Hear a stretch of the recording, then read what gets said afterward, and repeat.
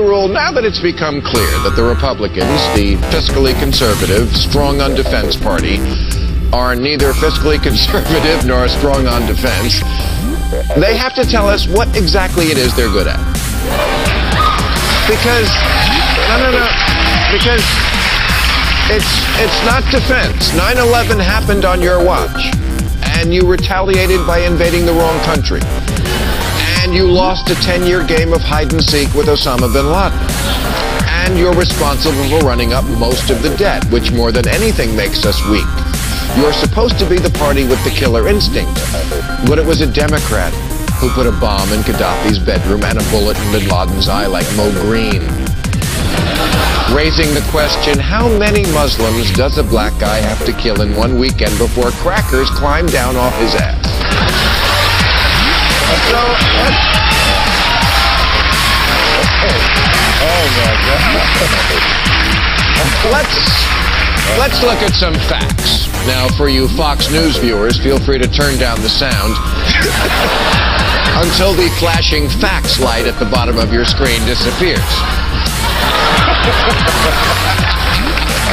When Bill Clinton left office in 2001, the Congressional Budget Office predicted that by the end of the decade, we would have paid off the entire debt and have a $2 trillion surplus. Instead, we have a $10.5 trillion public debt, and the difference in those two numbers is mostly because the Republicans put tax cuts for the rich, free drugs for the elderly, and 2 wars on the layaway plan, and then bailed on the check. So much for fiscal responsibility. But hey, at least they still had the defense thing, right? The public still believed Republicans were tougher when it came to hunting down dark-skinned foreigners with funny-sounding names. But Bush had 7 years to get Osama. He didn't. He got Wesley Snipes.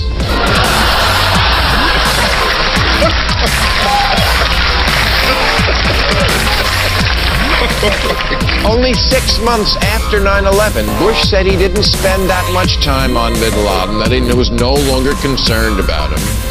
Just as he wasn't before 9/11, when he blew off that mysterious, inscrutable memo entitled, "Bin Laden Determined to Attack Inside the U.S." In under a year, Bush went from who gives a shit to wanted dead or alive and back to who gives a shit. Why focus on the terrorist who reduced Wall Street to rubble when you can help Wall Street reduce the whole country to rubble? In 2008, the candidates were asked if they knew for sure that bin Laden was in Pakistan, would you send our guys in without permission to get him? McCain said no, because Pakistan is a sovereign nation. Obama said yes, he'd just do it. And McCain called him naive. Who's being naive, Kay? And why can't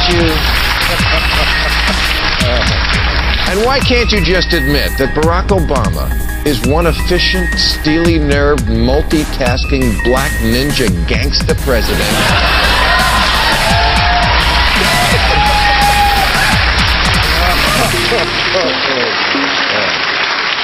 In 1 week, he produced his birth certificate, comforted disaster victims, swung by Florida to say hey to Gabby Giffords, did stand-up at the Correspondents' Dinner, and then personally rappelled into bin Laden's lair and put a Chinese star through his throat without waking up any of his 13 wives.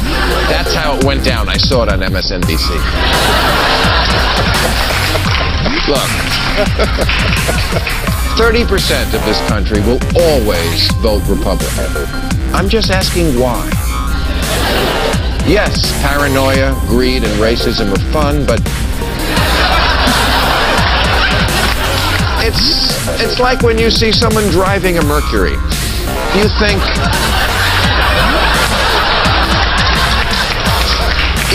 did that person really wake up one day thinking, you know what car I want to drive? A Mercury Mariner.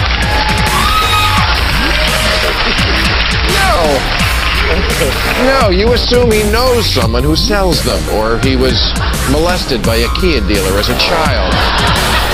And I know this all sounds like harsh truth, but Republicans are supposed to be the party of harsh truths. Like, there's no such thing as a free lunch. And speaking of lunch, I think Obama just ate yours.